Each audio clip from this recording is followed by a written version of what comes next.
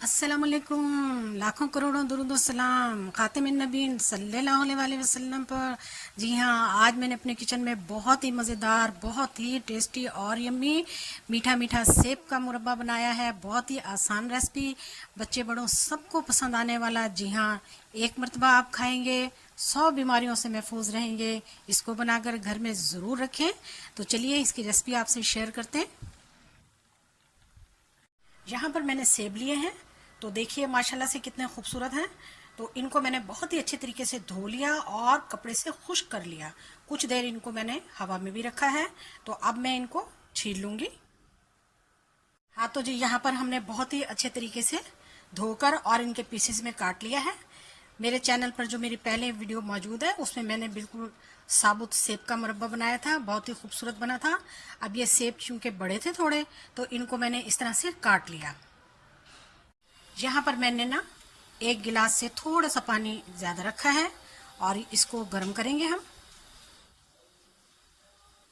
पानी तेज़ गर्म हो चुका है, इसमें मैं अब सेब डाल दूंगी और अब हम इसे 10 मिनट के लिए ढक देंगे। 10 मिनट हो चुके हैं।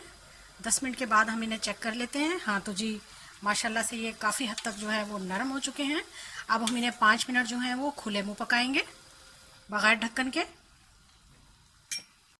देखिए जी 5 मिनट मैंने इनको खुला बनाया है, तो ये अच्छी तरह से पक चुके हैं और गल भी चुके हैं। और इनको अब मैं बाहर निकाल लूँगी।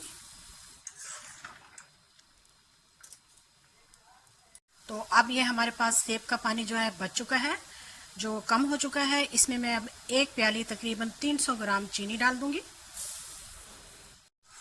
इसको अब हम चला लेंगे और इसका बहुत ही अच्छे तरीके से हम शीरा बना लेंगे, जो कि हमने 1 तार 2 तार का नहीं बनाना, बल्कि अच्छा सा बेहतरीन शीरा बनाना है हमने इसका। हाँ, तो जी यहाँ पर हमारा बेहतरीन शीरा तैयार है।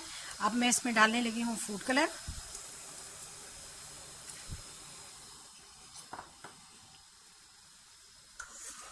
तो इसके साथ ही इसमें मैं अब सेब डाल दूंगी।